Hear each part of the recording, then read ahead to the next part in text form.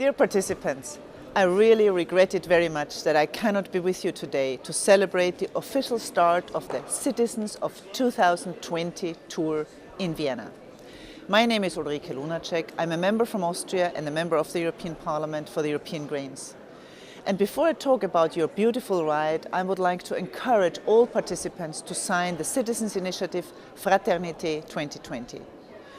As an enthusiastic bicycle rider myself, I would be curious to see how you broadcast my message via the electricity-producing bikes. Congratulations for this innovative idea. Your manifesto says education is the most potent answer to bring about a tolerant and respectful society. Europe's future relies on citizens who will respect human rights and ban prejudice, hatred and racism. It is imperative to enable the continent's youth to experience Europe in all its beauty and diversity. I can express my full support for this message. And yes, to experience Europe, and I would add the world, in all its beauty and diversity, this is a statement that I have had as a guideline for my political and even my private life. As an NGO activist for many years and for the last 15 years as a member and a parliamentarian of the Greens, first in the National Parliament and now in the European Parliament. I have first been in touch with severe human rights violations during the time I traveled through South America in 1978 at the age of 21, a long time ago. And there I got to know people who were in underground resistance to Chile's dictator Pinochet. And I was confronted with differences between rich and poor in Bolivia, in Peru, dimensions which are unknown still today in Europe.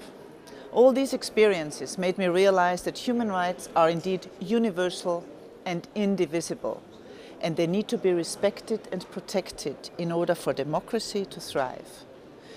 So I decided to become active myself and try to make the world a better place for women, for minorities, for people who struggle for individual and social freedoms, and for more justice in international and in trade relations.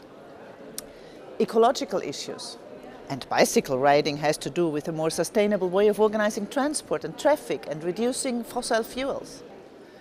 So ecological issues have also been a part of my life as an activist. I was one of the organizers of the first bicycle demonstration in Innsbruck, where I went to university in the summer of 1979.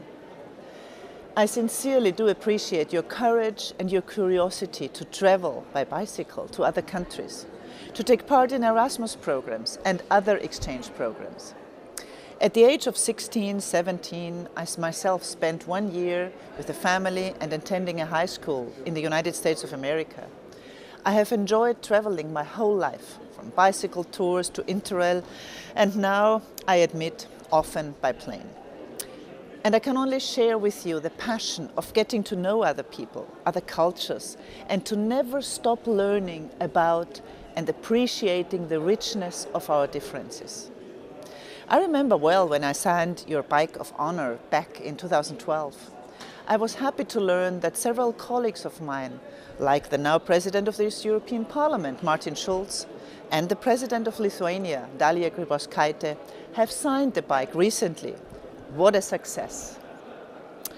I was asked by you to talk about human rights as a European peace project. The word European is written in brackets and with a question mark in this title. How come there is this hesitation? One of the main pillars of the European Union is the protection and promotion of human and fundamental rights, a value the European Union has been founded upon.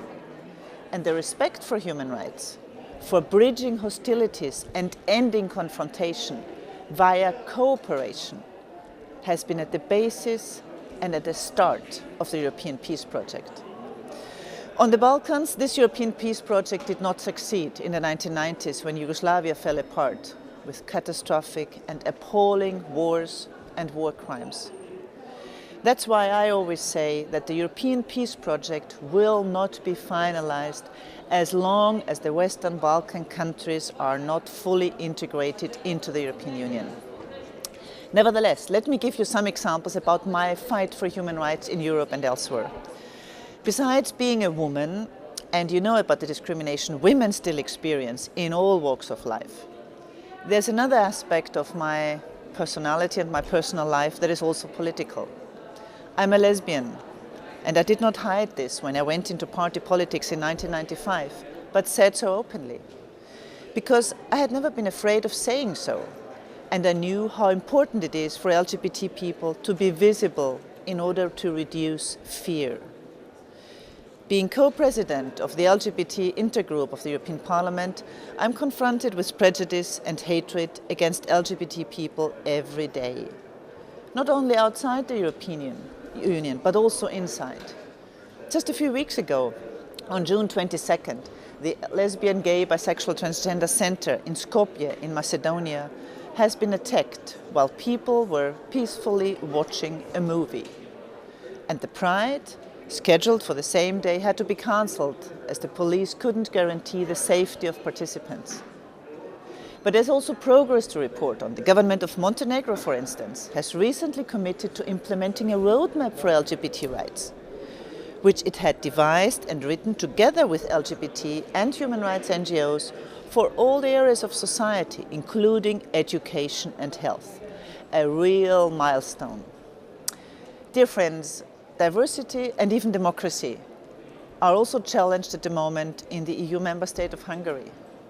Together with my Green colleagues and many others in this European Parliament, we have voted in favour of establishing a so-called Copenhagen Commission, which can be invoked when there is danger of breaching of fundamental EU values in a member state.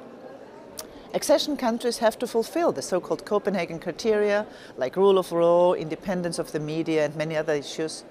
But after accession, we lack a mechanism of evaluation of fundamental rights violations in member states. And how should we deal with the serious human rights violations in a candidate country like Turkey, a country where your ride is going to take you to? The peaceful demonstrations in Gezi Park and on Taksim Place have been met with violent measures of the Erdogan government. This violence has been met, and rightly so, with outrage and rebuttal by political leaders, including here from this European Parliament. I do hope you will be able to meet with some of the young people in Istanbul and in other parts of Turkey who simply want to have a say in decisions that affect them, like the building of a commercial centre in the centre of Istanbul, like the third bridge across the Bosporus, or a third airport in Istanbul.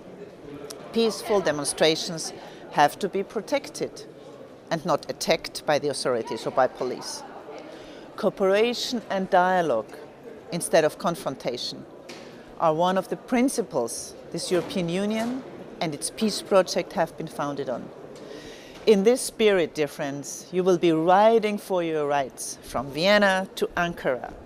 Let me wish you lots of great encounters and experiences, lots of fun and humor, and simply an exciting experience that you will never forget. Be active, commit to a cause, make a statement, and make yourself heard in the world. Good luck.